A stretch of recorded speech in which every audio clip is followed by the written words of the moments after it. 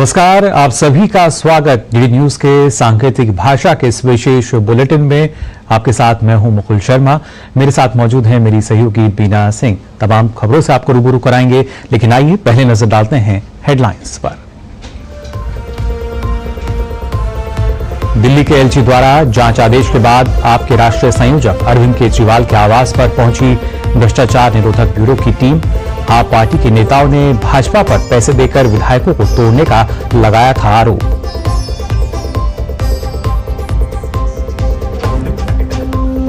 कांग्रेस सांसद राहुल गांधी ने महाराष्ट्र में विधानसभा 2019 और लोकसभा 2024 के बीच 32 लाख नए मतदाता जोड़ने पर उठाए सवाल। महाराष्ट्र मुख्यमंत्री देवेंद्र फडणवीस ने कहा, चुनाव आयोग पहले ही दे चुका है जवाब।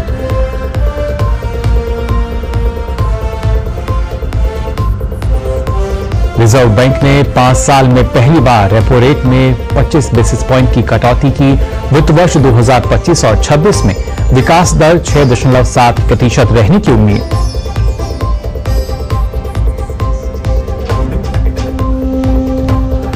बिहार एनडीए के सांसदों ने की प्रधानमंत्री से मुलाकात।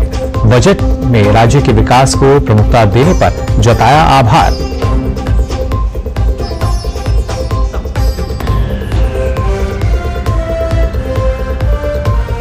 और 38वें अंतर्राष्ट्रीय सूरजकुंड हस्तशिल्प मेले का आगाज।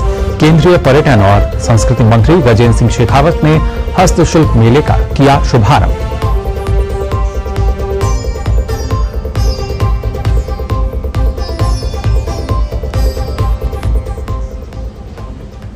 और आइए अब खबरें देखते हैं विस्तार से। आपको बता दें, राजधानी दिल्ली की सियासत में बड़ी हलचल देखने को मिल रही है। आप नेताओं के द्वारा बीजेपी की तरफ से कौलाने और 15 करोड़ के ऑफर देने के दावों पर जांच के आदेश हो गए हैं। दिल्ली के एलजी वीके सक्सेना ने आदेश के बाद आप नेताओं अरविंद केजरीवाल, संजय सिंह और मुकेश अहलावत के घर के लिए एसीबी की टीम रवाना हो गई है। एलजी ने कहा है कि इस मामले की सच्चाई सामने लाने के लिए भ्रष्टाचार निरोधक ब्यूरो यानी एसीबी के माध्यम से गहन जांच की जानी चाहिए। इससे पहले आप सांसद संजय सिंह ने गुरुवार को पार्टी मुख्यालय में प्रेस वार्ता में दावा किया था कि आम आदमी पार्टी के विधायकों को तोड़कर भाजपा इस बार सरकार बनाने का प्रयास कर रही है। उन्होंने आरोप लगाया था कि आपके 7 उम्मीदवारों से भाजपा संपर्क कर 15-15 करोड़ रुपए लेकर पार्टी में शामिल करना चाह रही है।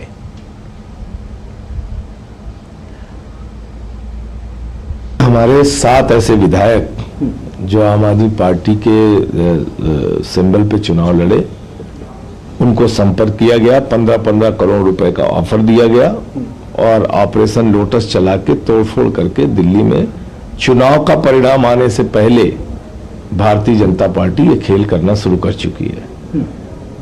हमने अपने विधायकों को साफ तौर पे कहा है, जो भी ऐसी कॉल आए उसको रिकॉर्ड कीजिए। जो भी ऐसे लोग आपसे मिलने के लिए आए उनका वीडियो रिकॉर्डिंग कीजिए हिडन कैमरा लगा के, और इसके पूरे साक्ष्य हम मीडिया के सामने, देश के सामने रखेंगे। आम आदमी पार्टी सांसद संजय सिंह के आरोपों पर दिल्ली भाजपा अध्यक्ष वीरेंद्र सचदेवा ने पलटवार किया है। उन्होंने कहा, संजय सिंह हो या कोई और, आपके नेताओं का मानसिक संतुलन बिगड़ गया है। उन्होंने जो घटिया आरोप लगाए हैं उसका जवाब देना होगा। दिल्ली भाजपा उनके खिलाफ शिकायत दर्ज करने के लिए एंटी करप्शन ब्यूरो जा रहा है। आतिशी अभी भी इस तरह के एक मामले में जमानत पर हैं। अरविंद केजरीवाल 6 बार हमारे नेताओं से माफी मांग चुके हैं। अब संजय सिंह और बाकी लोगों की बारी है। संजय सिंह, अरविंद केजरीवाल, आप लोग झूठ बोलोगे तो आप उसका खामियाजा भुगतने के लिए तैयार रहिए।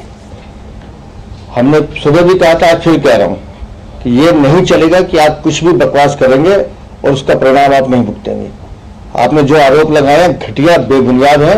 अगर आपके पास तथ्य हैं तो रखिए, नहीं तो फिर इसका परिणाम भुगतने के लिए तैयार रहिए। और मैं बार बार कह रहा हूं, आप जिस तरह की घटिया राजनीति करते हैं, दिल्ली वाले इस राजनीति को पसंद नहीं करते। आम आदमी पार्टी की ओर से भाजपा पर विधायकों के खरीद फरोख्त के आरोपों पर भाजपा नेता और राज्यसभा सांसद दिनेश शर्मा ने खारिज किया है। उन्होंने कहा कि अरविंद केजरीवाल और आम आदमी पार्टी के नेता झूठ बोल रहे हैं। उत्तर प्रदेश के मिल्कीपुर विधानसभा उपचुनाव मामले में समाजवादी पार्टी के मुखिया अखिलेश यादव की ओर से चुनाव आयोग पर लगाए गए आरोप पर दिनेश शर्मा ने कहा कि आयोग को लेकर अखिलेश यादव की टिप्पणी उनकी हताशा को दर्शाती है। लोकतंत्र में ऐसी टिप्पणियों का कोई स्थान नहीं है।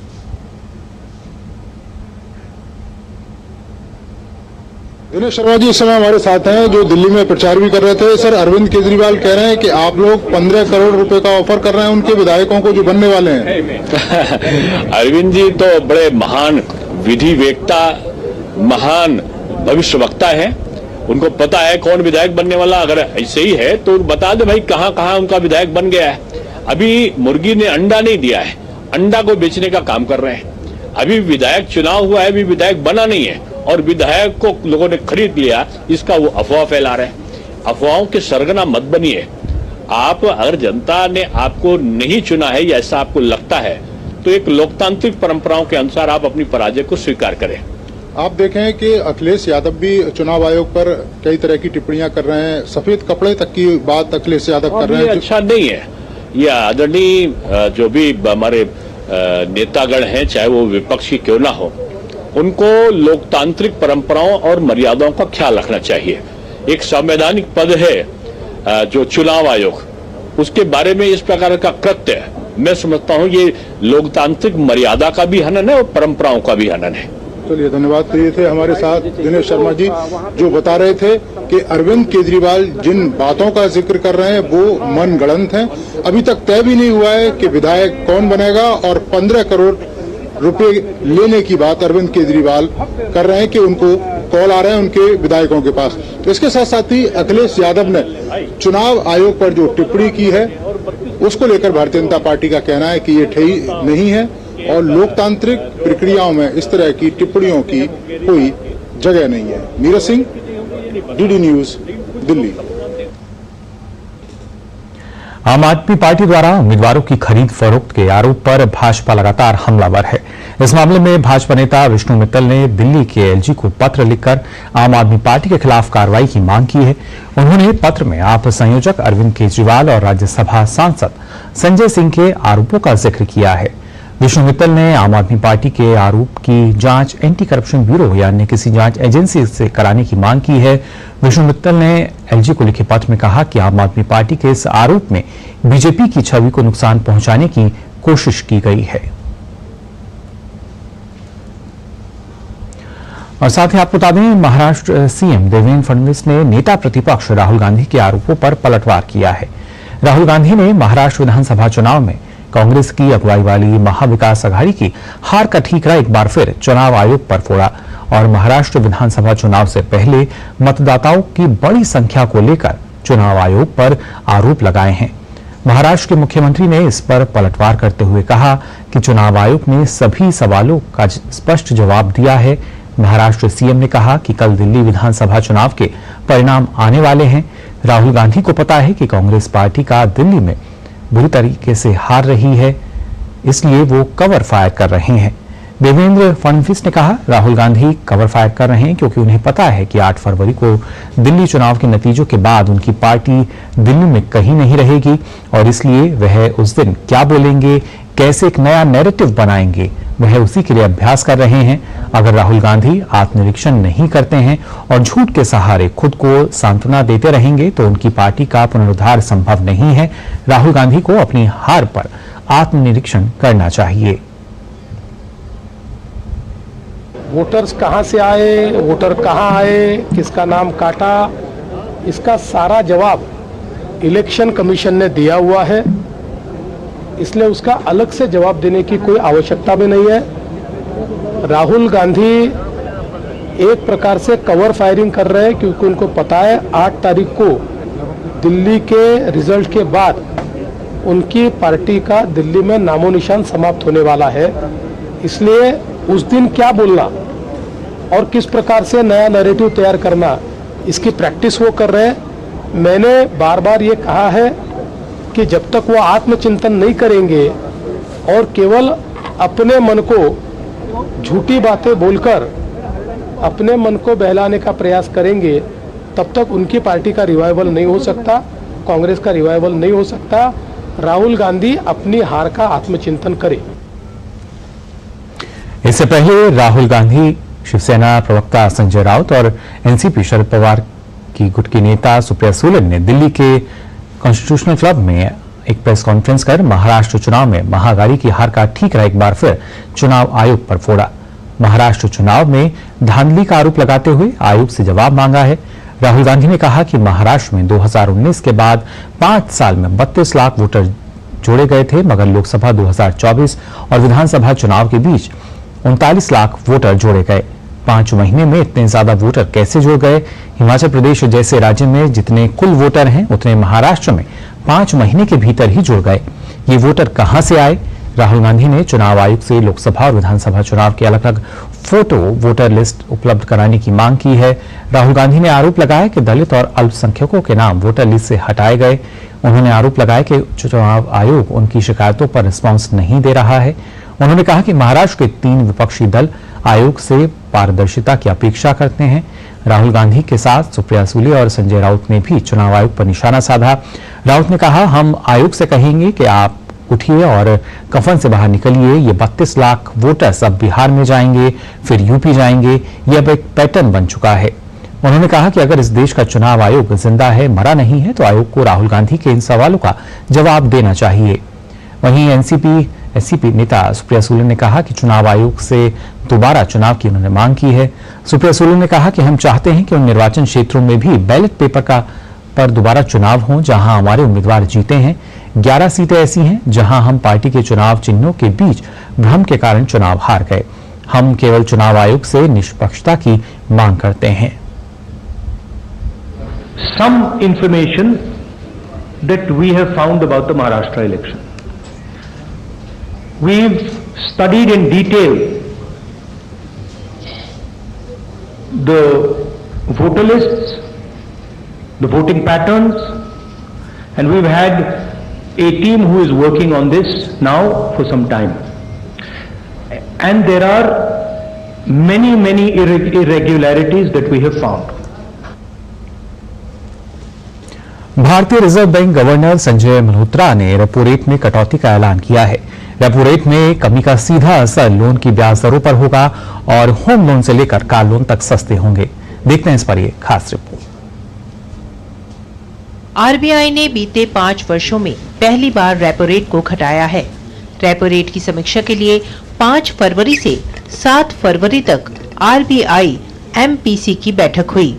गवर्नर संजय मल्होत्रा की अगुवाई में हुई एमपीसी की पहली बैठक के बाद फैसलों के बारे में जानकारी देते हुए उन्होंने बताया कि रेपो रेट में 25 आधार अंकों की कटौती की गई है।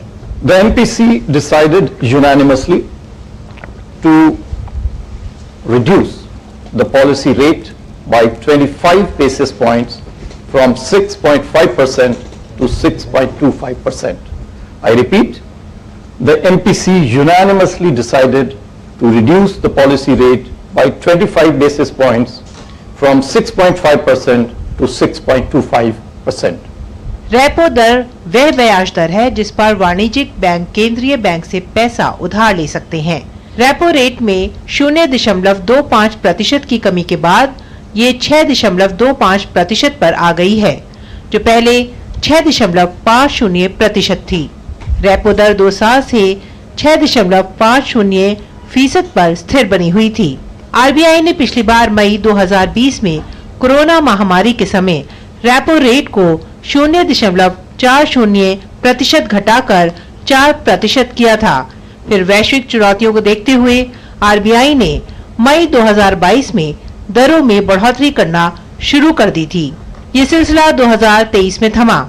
अब 5 साल के बाद रेपो रेट में कमी का सीधा असर लोन की ब्याज दरों पर होगा और होम लोन, ऑटो लोन और पर्सनल लोन सस्ते होंगे और कंज्यूमर को राहत मिलेगी।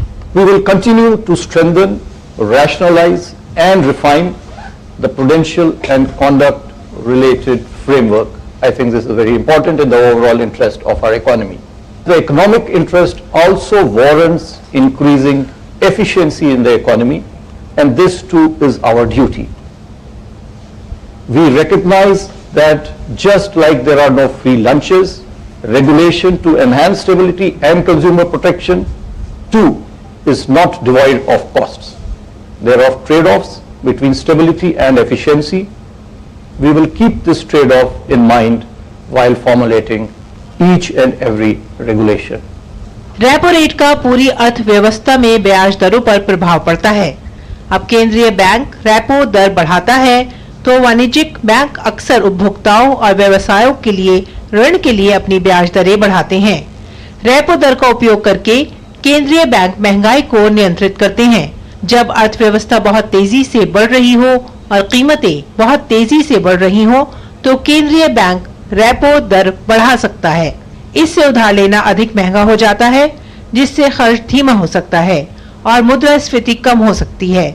दूसरी ओर यदि अर्थव्यवस्था सुस्त है और मुद्रास्फीति बहुत कम है तो केंद्रीय बैंक उधार लेने और खर्च को प्रोत्साहित करने के लिए रेपो दर कम कर सकता है। रेपो रेट में बदलाव से बजट पर भी असर पड़ता है। आरबीआई गवर्नर ने क्रेडिट यानी कर्ज पर ब्याज दरों को कम करके एक सकारात्मक संकेत दिया है और देश में वित्तीय स्थिरता और उपभोक्ताओं के हितों का ख्याल रखने की आरबीआई की प्रतिबद्धता को दिखाया है। Bureau report, DD news. और फिलहाल बुलेटिन में हम यहां रुक रहे हैं, एक छोटे से ब्रेक के लिए जल्द हाजिर होते हैं।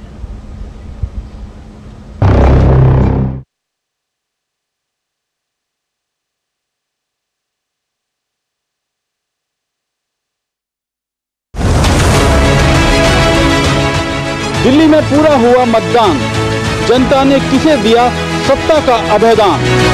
क्या बीजेपी के हाथ लगेगी सत्ता की बाजी या फिर कांग्रेस के हाथ में होगी सत्ता की चाबी? क्या केजरीवाल बनाएंगे सरकार या जनता लगाएगी उनको फटकार? हार जीत का होगा सटीक विश्लेषण। डीडी न्यूज के डाटा सेंटर से सबसे पहले जानिए हर सीट का हाल। देखिए जनादेश 8 फरवरी को सुबह 7 बजे से लगातार सबसे सटीक और सबसे विश्वसनीय नतीजे सिर्फ डीडी न्यूज पर।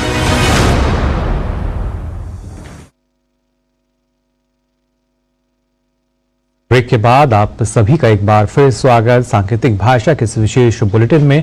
आइए खबरों में आगे बढ़ते हैं। बिहार से चुनकर आए एनडीए के तकरीबन 30 सांसदों ने आज प्रधानमंत्री नरेंद्र मोदी से मुलाकात कर उन्हें बजट में बिहार को प्राथमिकता दिए जाने पर आभार जताया।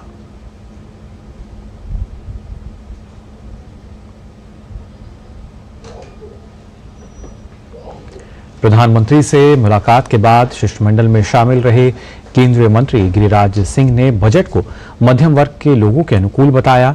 उन्होंने इसे सर्व समाज के हित का बजट बताते हुए कहा कि इस बजट में बिहार के लिए कई महत्वपूर्ण घोषणाएं हुई जो राष्ट्रीय जनता दल और कांग्रेस को रास नहीं आ रही हैं। डीडी न्यूज से खास बातचीत में उन्होंने आरबीआई की मौद्रिक नीति समीक्षा घोषणा और दिल्ली विधानसभा चुनाव के एग्जिट पोल्स पर भी अपनी प्रतिक्रिया दी।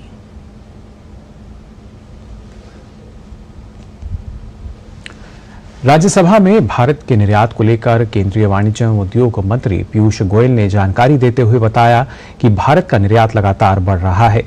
उन्होंने कहा कि भारत के इतिहास में पहली बार ऐसा होगा जब हम $800 बिलियन का निर्यात की कामयाबी हासिल करेंगे और पिछले 4 से निर्यात लगातार बढ़ा है।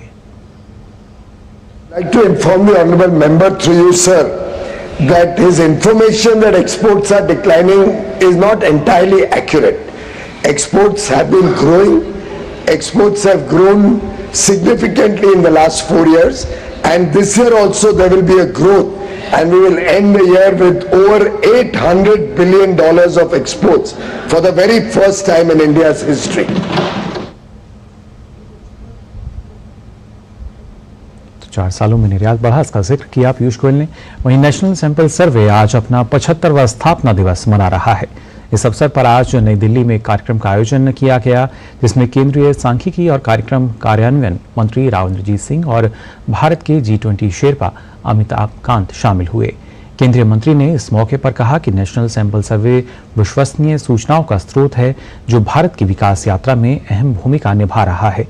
उन्होंने कहा कि डाटा संग्रहण के क्षेत्र में नेशनल सैंपल सर्वे उत्कृष्टता का प्रतीक है। From understanding poverty and unemployment to assessing literacy and health concerns the NSS has been a trusted source of information guiding India's development trajectory. Over the past 7.5 decades, the NSS has evolved to meet the changing needs of our nation. It has embraced technological advancements, expanded its scope and refined its methodologies to ensure accuracy, reliability and relevance. Today, the NSS stands as a symbol of excellence in data collection and compilation.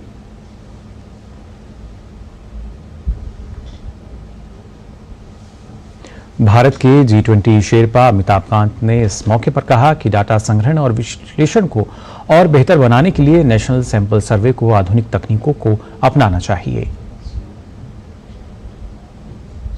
As India moves towards the goal of what the Prime Minister has defined as the Viksit Bharat, NSS must embrace technological advancement to enhance data collection and analysis.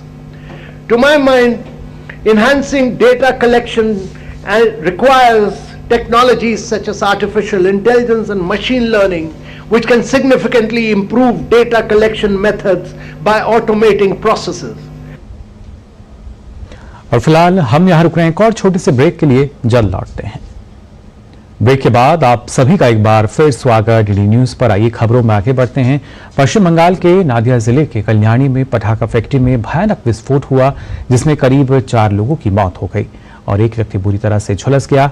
इलाज के लिए उसे अस्पताल में भर्ती कराया गया है। फैक्ट्री में विस्फोट का कारण अभी तक पता नहीं चल सका है।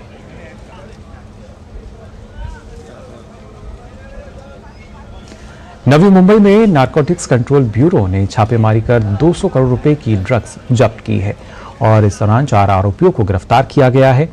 जब्त की गई ड्रग्स में 4.9 किलोग्राम हाइब्रिड स्ट्रेन हाइड्रोपोनिक गांजा, 11.540 किलोग्राम उच्च गुणवत्ता वाला कोकीन और 200 पैकेज में 5.5 किलोग्राम कैनबिस गमी शामिल है।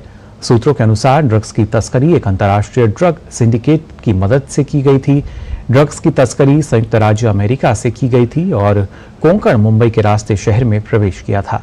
इससे पहले 31 जनवरी को नवी मुंबई पुलिस ने छापेमारी करके ड्रग्स की एक खेप बरामद की थी, जिसके पास से खुफिया एजेंसियों को अलर्ट कर दिया गया था। प्रारंभिक जानकारी में इस मामले के तार विदेश से जुड़े हुए मालूम पड़ रहे हैं। प्रयागराज में चल रहे महाकुंभ में खेलों को बढ़ावा देने की कवायद भी शुरू है।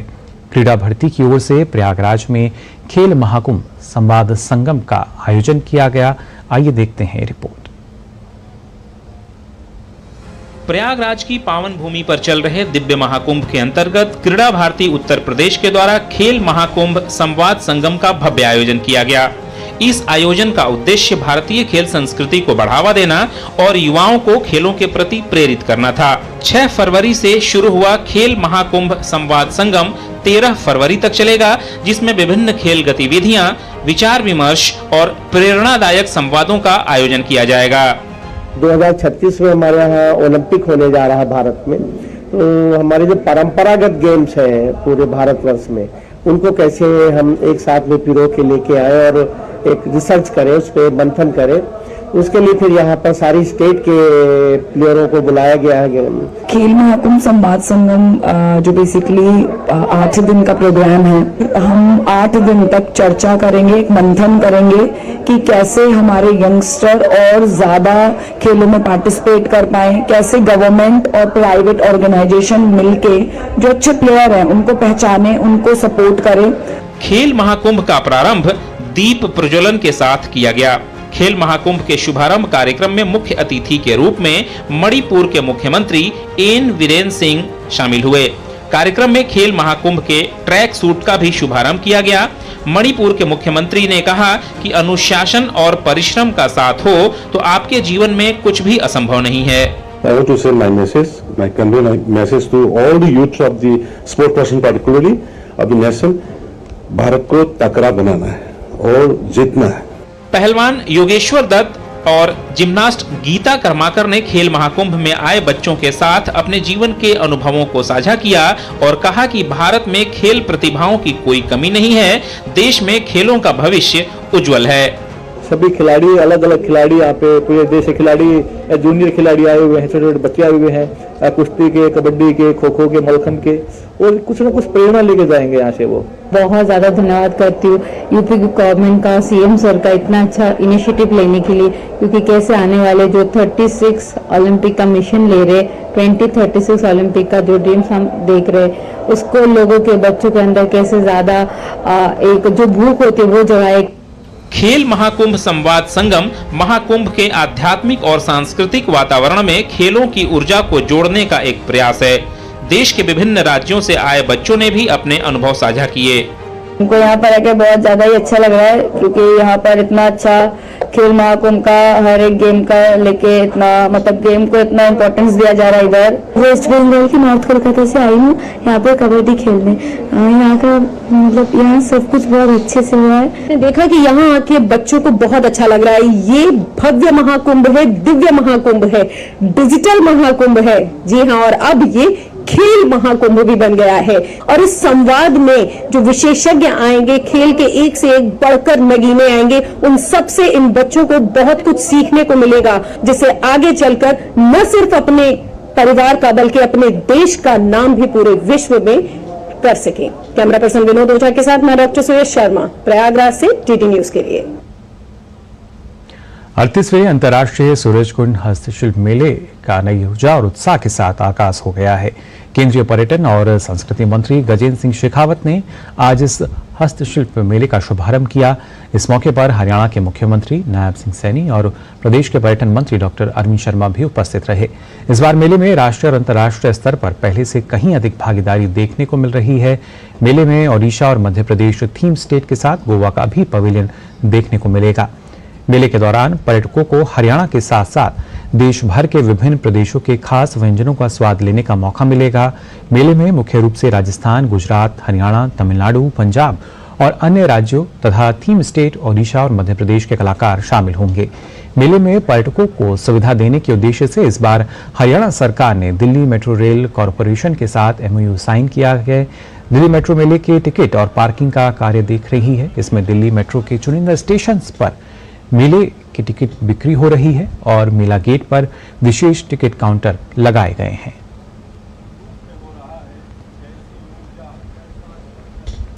तो फिलहाल के लिए सांकेतिक भाषा के इस विशेष बुलेटिन में बस इतना ही। मुझे और मेरी सहयोगी को दीजिए अनुमति। नमस्कार।